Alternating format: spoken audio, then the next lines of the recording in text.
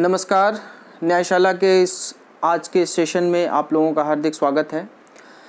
2 दिन पहले देश की सर्वोच्च न्यायालय के पास एक मामला आया जिसमें यह कोर्ट को निर्धारित करना था कि अगर कोई विल बनी है, कोई वसीयत बनी है, तो उसके जो एक मैंडेटरी क्लॉज होता है कि 2 विटनेस ज़रूरी होते हैं। अगर वो दोनों विटनेस मर चुके हैं तो क्या उस विल की सत्यता कैसे मानी जाएगी, उस विल को सत्यता का प्रमाण कैसे दिया जाएगा।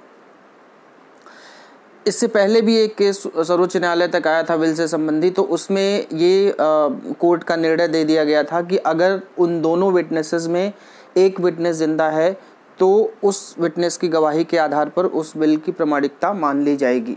लेकिन इस जो अब नया मामला आया सुप्रीम कोर्ट में, उसमें 2 चीज़ें कोर्ट को डिसाइड करनी थी कि क्या हिंदू सक्सेशन एक्ट जब 1956 में बना उससे पहले का जो विल बना है वो क्या वैलिड माना जाएगा या नहीं, और क्या अगर दोनों विटनेस में दोनों विटनेस मर चुके हैं तो विल की वैधता कैसे कोर्ट निर्धारित करेगा। तो इस फैसले में कोर्ट ने यह माना कि अगर हिंदू सक्सेशन एक्ट से पहले कोई विल बनी है, मतलब हिंदू सक्सेशन एक्ट जब से कानून बना देश में आया 1956, उससे पहले भी अगर कोई विल बनी है तो उस विल की वैधता है, वो विल वैध माना जाएगा, वो वसीयत वैध मानी जाएगी। और दोनों विटनेस में कोई विटनेस यहीं जिंदा है तो विटनेस की ज़रूरत नहीं होगी। इसी बारे में आज मैं बात करूंगा कि विल यानी कि वसीयत कौन बना सकता है, अगर कोई बनाता है तो इसका मिनिमम रिक्वायरमेंट्स क्या होती हैं, मिनिमम विल बनाने के लिए आपको क्या क्या ज़रूरतें हैं, और इस विल के कुछ टर्मिनोलॉजीज़ हैं, कुछ अहम टर्मिनोलॉजीज़, उनके बारे में आज मैं न्यायशाला में बात करूंगा।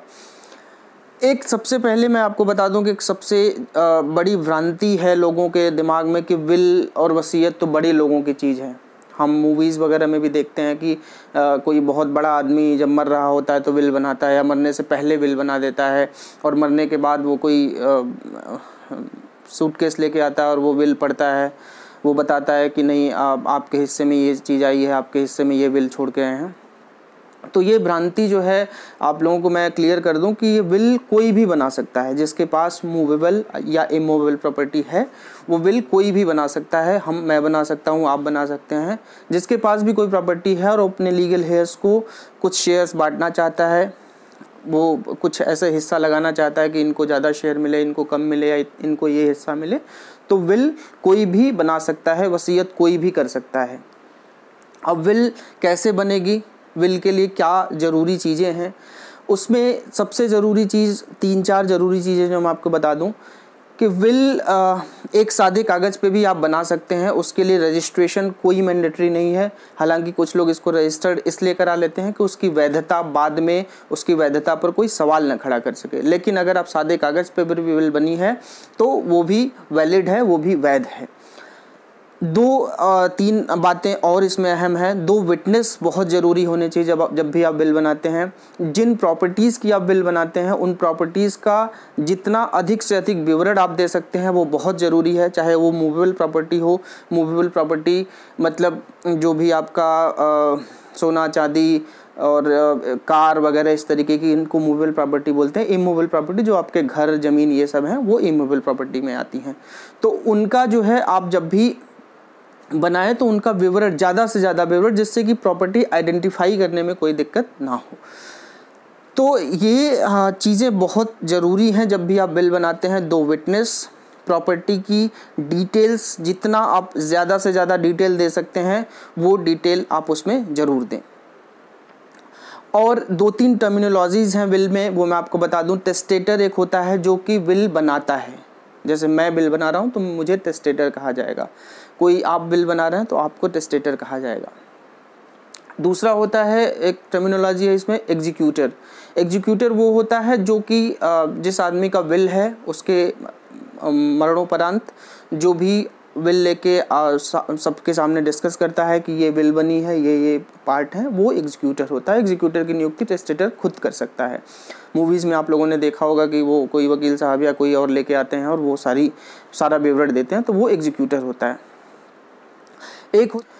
एक दूसरा शब्द है प्रोबेट। प्रोबेट एक जुडिशियल प्रोसेस है जो कि जिस व्यक्ति ने विल बनाई है उसके मरणोपरांत कोर्ट में हम प्रोबेट डालते हैं। एक पिटीशन होती है जिसमें कि कोर्ट विल की वैधता चेक करती है। अगर जो भी लीगल हेयर्स उसमें इंक्लूड नहीं है उन लीगल हेयर्स को भी कोर्ट बुलाती है, नोटिस करती है कि आपको कोई इसमें ऑब्जेक्शन तो नहीं है, क्योंकि कई बार ऐसा होता है कि नकली विल होती है, उन सब की वैधता कोर्ट जांचती है और उसके बाद आपको जो जो लीगल हेयर्स होते हैं उनको उसका मालिकाना हक दे दिया जाता है। एक और शब्द होता है कोडिसिल। इसमें ये होता है कि अगर आप मान लीजिए आपने कोई विल बनाई, आपको उसमें कुछ चेंजेस करने हैं, तो आपको ज़रूरी नहीं कि आपको दूसरा विल बनाने की ज़रूरत पड़े, आप उसी विल में चेंजेस कर सकते हैं जो भी आपके एग्जिस्टिंग विल है। एक चीज़ और बहुत अहम बात मैं आपको बता दूं कि अगर आपने कोई विल बनाई है और आप विल को चेंज करना चाहते हैं तो आप दूसरी विल बना सकते हैं और वही विल आपकी सही मानी जाएगी जो लेटेस्ट विल आपकी होगी।